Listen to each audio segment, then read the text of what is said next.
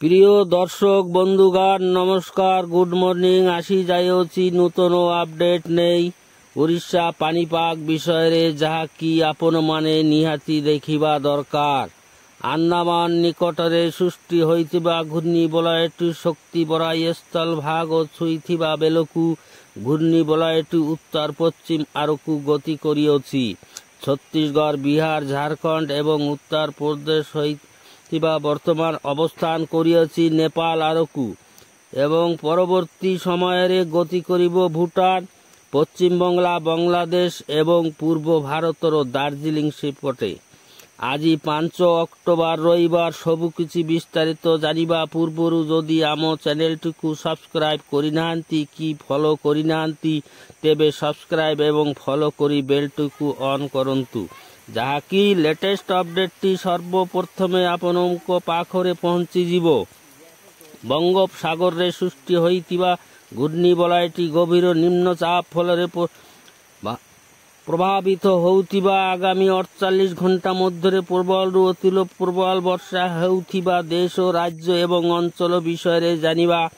ପାଟନା, ବାନାରସି, ଲକ୍ଷ୍ନୌ ଜାଗାରେ ତାଣ୍ଡବ ଚଳାଉଅଛି। ଏହି ପ୍ରଭାବରେ ପଶ୍ଚିମବଙ୍ଗଲାରେ ମାଲଦା, ଦିନାଜପୁର, ବର୍ଦ୍ଧମାନ ଏବଂ 48 ଘଣ୍ଟା ମଧ୍ୟରେ ନେପାଳ, ସିକ୍କିମ, ଆସାମ, ବାଂଲାଦେଶ, ରଙ୍ଗପୁର ଏବଂ ଝାଡ଼ଖଣ୍ଡର ପ୍ରବଳରୁ ଅତି ପ୍ରବଳ ବର୍ଷା ସହ ଝଟକା ପବନ ବହିବ। ପବନର ବେଗ 40 କିଲୋମିଟରରୁ 50 କିଲୋମିଟର ମଧ୍ୟରେ ରହିବ। ବର୍ଷାର ପରିମାଣ 7 ସେଣ୍ଟିମିଟରରୁ 20 ସେଣ୍ଟିମିଟର ମଧ୍ୟରେ ରହିବ ବୋଲି ଆଞ୍ଚଳିକ ପାଣିପାଗ ବିଭାଗର ସୂଚନା ମିଳିଅଛି।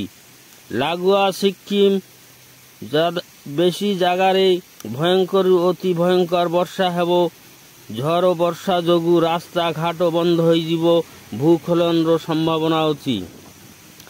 ଜଲପାଇଗୁଡ଼ି, ଆଲିପୁରଦୁଆର, କୁଚବିହାର, ମାଲଦା, ଦିନାଜପୁର ପ୍ରବଳରୁ ଅତି ପ୍ରବଳ ଝଡ଼ ବର୍ଷା ଝଟକା ପବନ ବହିବ।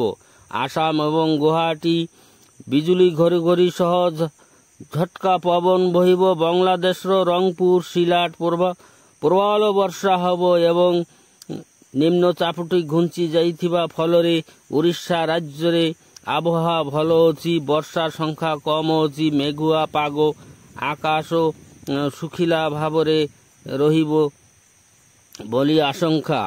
5 ତାରିଖ ରବିବାର ବାଂଲାଦେଶ ଏବଂ ପଶ୍ଚିମବଙ୍ଗଲାରେ ବର୍ଷା ଲାଗି ରହିବ।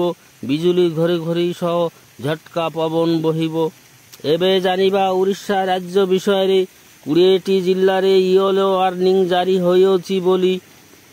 ଜିଲ୍ଲାଗୁଡ଼ିକ ହେଲା ବାଲେଶ୍ୱର, ଭଦ୍ରକ, ଯାଜପୁର, କେନ୍ଦ୍ରାପଡ଼ା, କଟକ,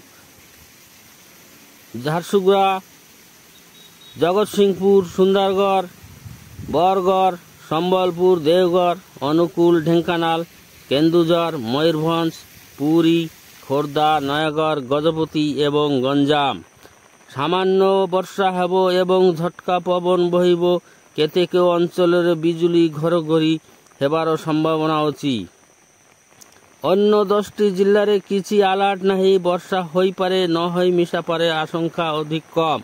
ଆପଣମାନେ କେଉଁ ଜିଲ୍ଲାରୁ ଦେଖୁଛନ୍ତି କମେଣ୍ଟ ଦ୍ୱାରା ଜଣାଇବେ ବୋଲି ଅନୁରୋଧ। ଲାଇକ୍, କମେଣ୍ଟ, ସେୟାର ଏବଂ ଫଲୋ କରି ସମସ୍ତଙ୍କୁ ଦେଖିବାର ସୁଯୋଗ କରିଦେବେ ବୋଲି ଅନୁରୋଧ। ଧନ୍ୟବାଦ।